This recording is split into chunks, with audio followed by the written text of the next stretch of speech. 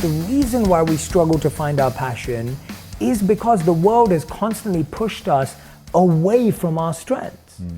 We've constantly been told to focus on your weaknesses. Oh, you've got 3 A's and a D, you should be working on that D. Let's get that up to an A, right? I remember in my school, they had this excruciating exercise where you'd be ranked 1 to 180 on every subject every year. Whoa. And they'd send the list home to your parents.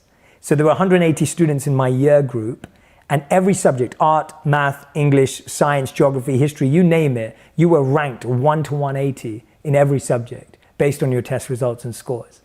And that was like painful when my parents received that. And the crazy thing was, I would always outperform, always.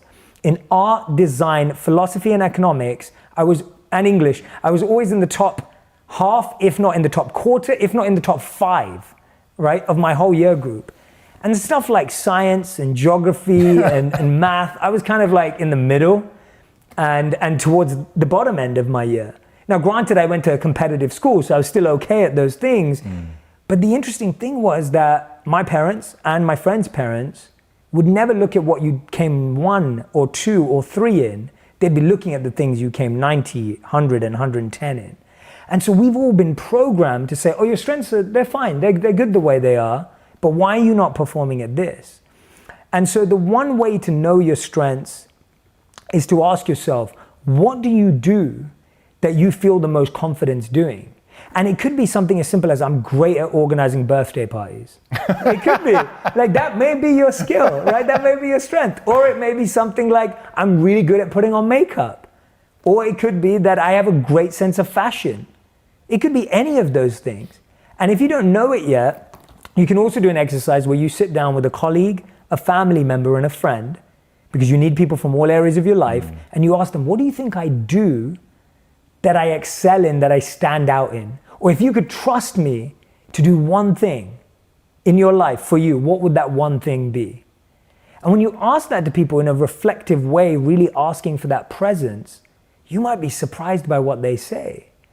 And that's such a powerful question to ask, because someone may actually say something like to you, like, Jay, I think your greatest strength is just knowing what to say to me when I most need it.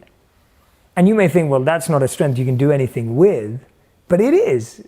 It is a strength that you can do a lot with if you are okay with accepting that. Of course, I want someone to say to me, oh, Jay, you're an athlete like Cristiano Ronaldo, and you could play football and get the Ballon d'Or and win all these trophies, but that's not my reality. And so I feel that that's the place that I would start with strengths. And there was a great study done on the healthy, wealthy, and wisest people in the world. And they were asked, if you could invest in what you're good at, you're average at, or what you're bad at, where would you put your money? And so if you take 100%, how would you divide that as a ratio? And if you ask this, I want everyone who's listening and watching at home right now to do this exercise. And you may write down 33, 33, 33. You may write down 40, 40, 20. You may write down 10, 10, 80. Whatever you write down, the most healthy, wealthy, wisest, successful people on the planet will say theirs is 100, 0, 0 or 80, 10, 10.